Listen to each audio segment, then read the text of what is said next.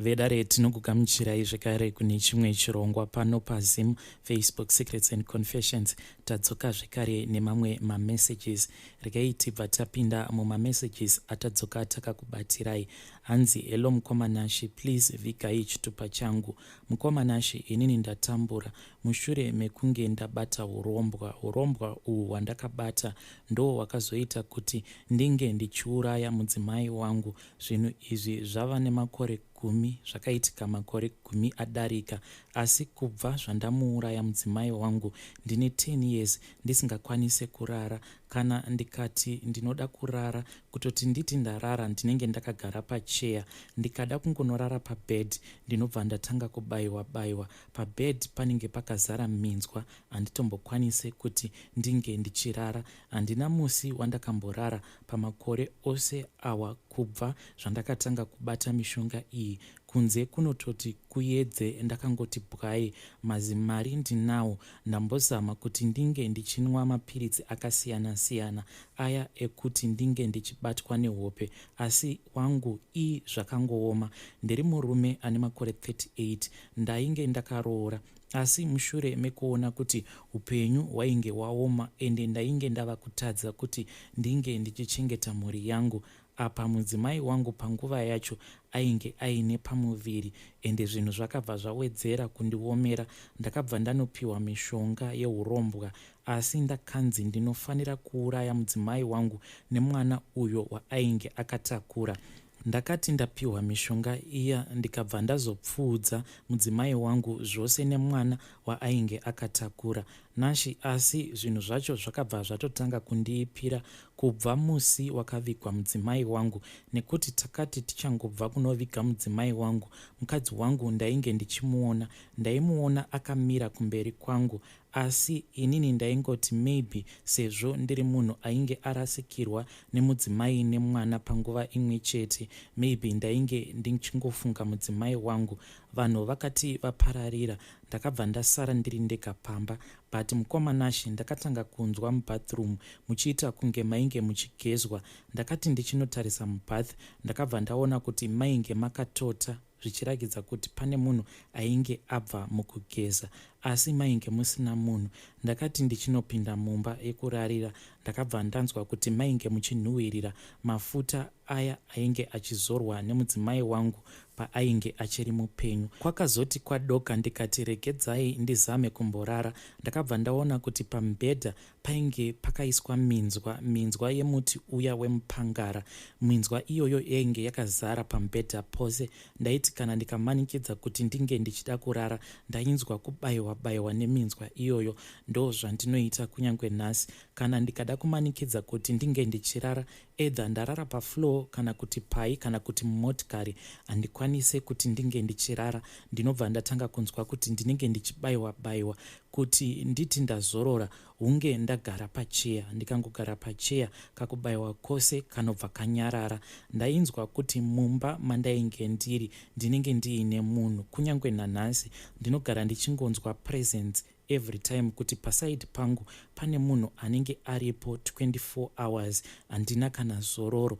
Ndokutanga kwazvakaita uku mukomanashi. So ndichiverenga mamanzi ayo ainge achifanira kuti mimba yainge yakatakurwa nemudzimai wangu ndo painge pachifanira kuzozvarwa mwana, ndakatanga kunzwa mamwe masounds airakidza kuti mumba mainge mava nekacheche. Chipoko chiya chemudzimai wangu, kunyange ndisingakwanisi kuchiona in real life, but ndainge ndava kungonzwa kuti chipoko chemudzimai wangu chainge chava kuita sekunge chinoyamwisa kacheche. Pamwe pacho mwana aitochema, ndobva ndatonzwa izwi remudzimai wangu achinyararidza kamwana kacheche ikako. Asi izwi iri remudzimai wangu mukomanashi rinenge risiri clear, zvinenge zviine maungira zvekuti ndinonzwa kunge ndiri kumunzwira kure, but at the same time ndinenge ndichinzwa kuti munhu uyu ari kutaura anenge atori padhuze neni. Hamene kuti ndingazvirondedzera ndichiti kudii. Saka ndinenge ndichitonzwa mudzimai wangu kuti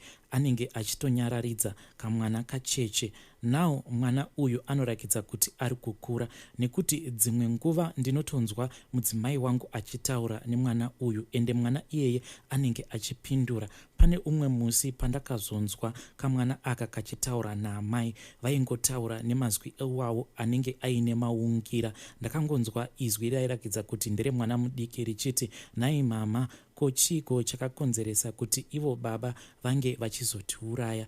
Zvakapindurwa naamai vacho handina kana kumbozvinzwisisa. Ndakazonzwa zvekare kamwana kaya kachiti, mama, ndiri kudawo mabhuku ekuti ndinge ndichienda kuchikoro, asi kuvaona chaiko vanhu ava ndinenge ndisingavaoni. Ndinongoti kana ndakagara pasi ndinenge ndichitonzwa kuti panapa pane mamovements ari kuitika mumba. Kunyange ndikatarisa vanhu vacho handivaoni, sezvandataura kuti mukunotaura kwavo ndinenge ndichingonzwa maungira munzeve dzangu kuti pane vanhu vari kutaura vari kurakidza kuti vari padhuze, asi at the same time vanenge vachiita kunge vari kure kure neni. Ende iye mwana uyu anotobvunza kuti asi baba vakatiurayirei nhai mama? Mudzimai wangu zvaanopindura zvimwe zvacho ndinenge ndisingambozvinzwisisi, asi izwi rake rinenge richirakidza kakutsamwa. Dai zvichinzi mari yacho yandakazoita after ndaurayisa mhuri yangu yaiva mari inonakidza kudya, ndaiti ndiri kudya mari. Manje 10 years dzose idzi ndiri kungotambura chete. Ndakambozamawo kuti ndinge ndichienda kunoreurura kuhama dzemudzimai wangu kuti ndini ndakachekeresa. Handina kukwanisa kunyatsokutaura nemo nekuti ndainge ndichitya kuzotemwa nematemo, asi ndakangotaurawo pachikuru kuti kumashure uko ndinewo zvandakabata, asi handichanzwisisi kuti zvandakabata ndo zvakakonzeresa here kuti mhuri yangu inge ichizoparara.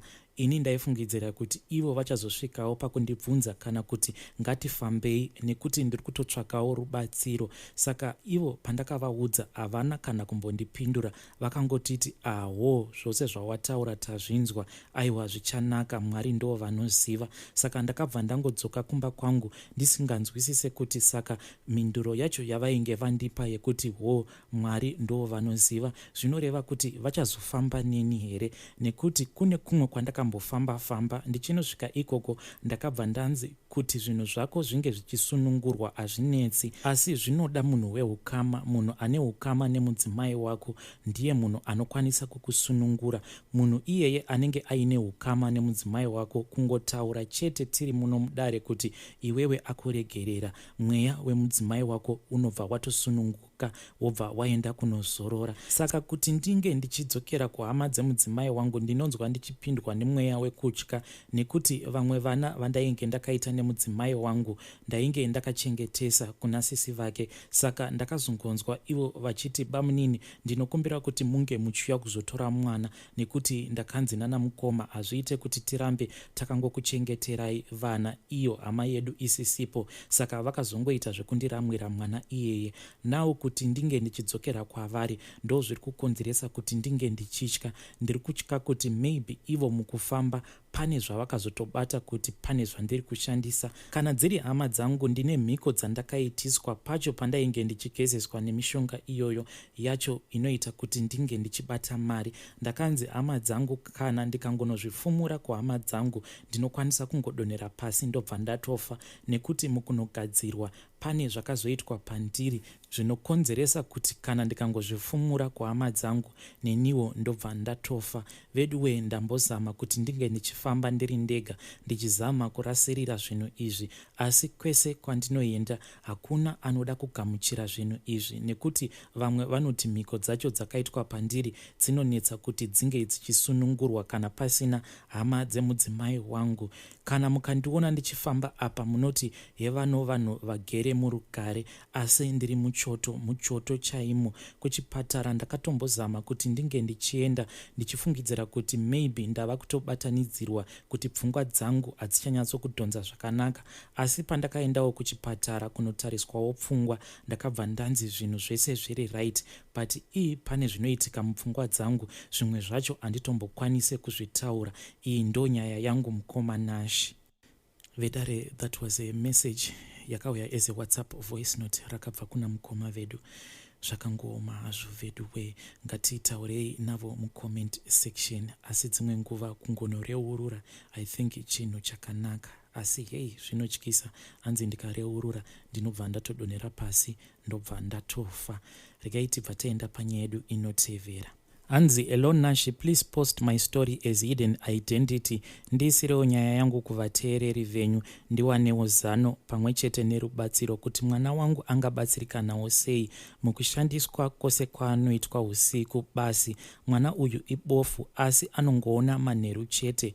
Mukoma Nashi, mwana uyu musikana uye akazvarwa neurema, zvikabva zvatovhenekwa nana chiremba ndokubva vatoona zveshuwa kuti mwana uyu haatombooni zvachose. Iko zvino mwana uyu ava ne5 years. Dambudziko iri rakauya mwana uyu ava kutanga kutaura, asi ndichiri kutondera kuti paainge ava kutanga kukambaira aiti kana ari manheru zviya aibva atotanga kutokambaira, ende unenge uchitoona kuti mwana uyu ari kutoziva kwaari kuenda kwacho. Asi izvi zvakazonyatsokubuda pachena mwana uyu ava kutanga kufamba pamwe chete nekutaura. Taitoona kuti mwana uyu anoona manheru chete, asi masikati anenge atori bofu asingambooni. Mwana uyu Nashi kana ari masikati hapana kana chaanokwanisa kuita asina mubatsiri pasaidhi. Anenge achitoda kuperekedzwa, kungava kuri kuchimbuzi chaiko ega haagoni, asi kana kukangosviba anenge ava kutoita zvinhu ega. Asi chinondinetsa kuti ko anoona sei? Maziso ake haatombovhuriki zvakanaka, ende ane upofu huya hwekuti haatokwanise kuvhura maziso acho, asi manheru anotobuda kutofamba. Kungava kuri kutoona TV chaiko anenge achitochema kuti isai makatuni, uyezve kurara kwake manheru ibasa, anenge achingotsenga-tsenga zvisinganzwisisike. Anogona kungotanga kungotaura ega achiita seari kudzipa munhu, obva ati unofunga kuti ungandibudirire inini nekuti ndiri murombo, hazviite. Pamwe anotanga kuridza tsamwa obva atanga kuseka kana chiri chikwee seanenge achitaura neumwe munhu.